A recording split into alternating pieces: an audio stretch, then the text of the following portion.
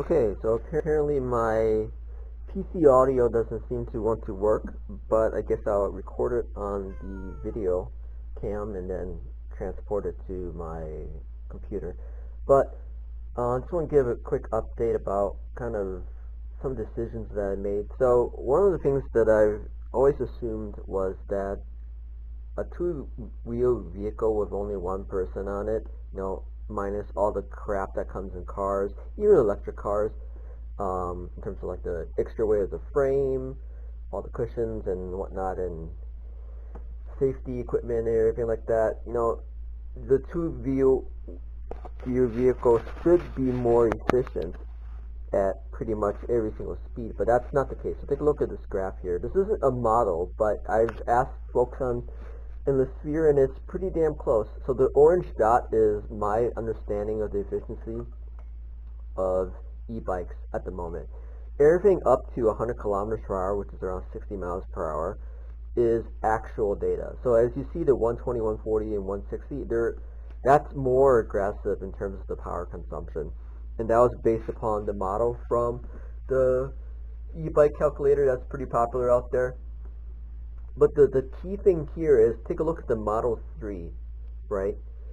The Model 3 is 3,800 pounds average.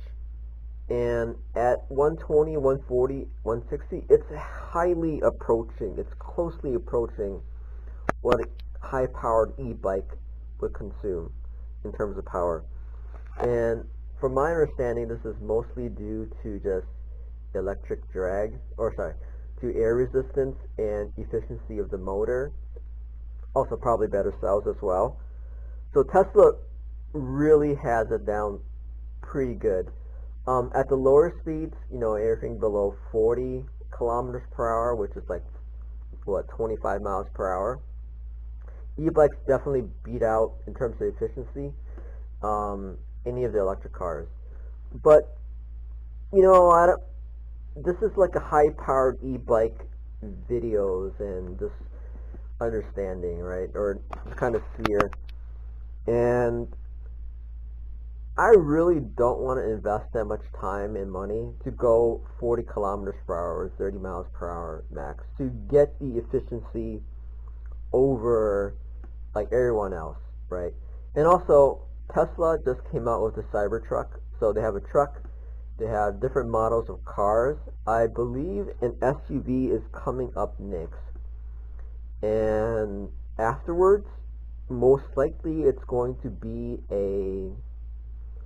after the SUV, most likely I believe, it's speculation, but I definitely think they're going to come out with a motorcycle at some point. And if you take a look at Tesla's performance at this graph, this is insane, right? 100 kilometers per hour, 120 kilometers per hour. The emoto that I wanted to build obviously would not go 120 kilometers per hour or over 60 miles per hour because you don't really want to go that fast on something that you kind of hand built. Well, personally. But even at 100 kilometers per hour, it's like a half efficiency of a Model 3, right? And to develop it, right, it's gonna cost like at least 10 grand. Or maybe not 10, yeah, probably at least 10, maybe 5 to 10 grand, right, for half efficiency.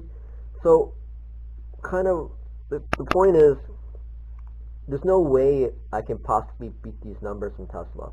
So my original assumption, as mentioned, is that two wheels is always more efficient than a car, even with like the wind resistance and everything like that. But I never really tested it against the numbers from electric cars.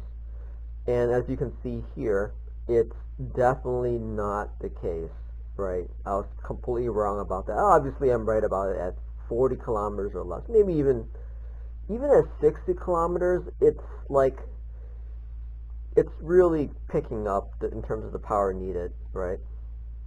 So at 40 kilometers, that's a perfectly good thing. But anything above 40, right, 50 probably, it's not true at all. So, how can we as high or anyone interested in electric bikes, e-motos, how can we beat Tesla in a Model 3? Just buy a Model 3 if you really want to be efficient, right? Obviously, we like to be on two wheels, but it's going to be really hard to beat these numbers. Anyway, so that's kind of my rant about that. The point is that even if I had the opportunity to build a high-powered e-motorcycle the way that I want to build it, it's I mean it's gonna have to do something revolutionary or something impressive, and so it's gonna have to beat the Model 3 at 800 kilometers per hour, the same way it beats it, on this graph for this at this moment at 40 kilometers per hour, right? Maybe that's possible, maybe that's not with new designs, new motors, but that's going to be really hard. I thought it was just going to be a lot easier to do so, but it doesn't look like the case. So the point is, yeah, I'm not going to even try, because Tesla is going to come out with a e-motorcycle anyway pretty soon after the SUV, so, it's like, and then when they come out of that, it's going to blow it, everything that's done out of the park, so, kind of what's the point. But anyway, so this is the current, kind of, the most popular is the Zero motorcycle, and I just want to quickly go over what I think the design of it should be. So the Zero and the electric and the live wire from Harley is very similar to conventional motorcycle design. Obviously you have a huge frontal area, so you're a giant flag in this point. So, one second, take a drink. So I don't think this is the best way. So this is the Zero, and then this is the electric live wire, which looks pretty damn cool, right? So, but still, you're a giant flag. So my idea is more of this one. This is the Neuron motor electric. This is probably just a concept. It might even not even be a real bike. It looks like maybe even a model. But the idea here is that it's more of a front-heavy, more aero kind of design for the front, and the rider will be lower to the ground so that he can tuck beneath the aero design of the motorcycle at high speeds, right? To get that aero efficiency. So this is, I really like this. The way I would do it is just be much more aero on the front than this, but this is kind of the general concept. It's a longer stretch motorcycle, and the rider is tucked low. It's lower to the ground, so basically everyone can use it, right? And it enables the rider to be tucked into the aero position at high speeds. So, and then this is one from Cerole. Not the same. It's kind of not the same. It's just kind of this is a cafe racer style, but the same thing. It's like you're kind of if you want to be aggressive, you need to tuck into the design of the motorcycle. So, in terms of my bike, this is kind of what it looks like, right? It's not very impressive at the moment. It actually looks worse. This is a new a earlier picture, so it looks worse than this at the moment. So I'm just going to work on it this winter, and probably spring. I'm going to move the gas tank to the rear rack, and then I might add a couple more batteries to the front to help with the buffering, and also I need to change some of the generator placement of the parts, because right now all electronics is kind of blocking the pull cord, and that pull cord gets stuck so much because this is a $150 generator. So I need to make sure that area is clear in case it gets stuck. And I can put something else there. I'll probably just put the controller there or something like that. Maybe not even the controller. Or I'll put something there. Anyway, and then also the fairings need to be changed to make a more aero fairing, also more professional looking.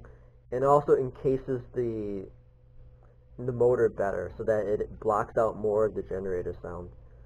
And that's about it. And I just basically just put a little bit more money into it, because definitely not gonna do that emoto now, because of just of that picture of that of that model I showed you. So again, that model requires, to beat Tesla, or to be, to get a better efficiency in Tesla, you need a better motor, which it's not out there. If it is, it's going to be like thousands and thousands of dollars. Better batteries, right, which is not really available at the moment. Better batteries as in 21700 batteries, not really available. And let's see what else we need. Yeah, I need to design an entire new frame, right, which is going to be hella expensive to do.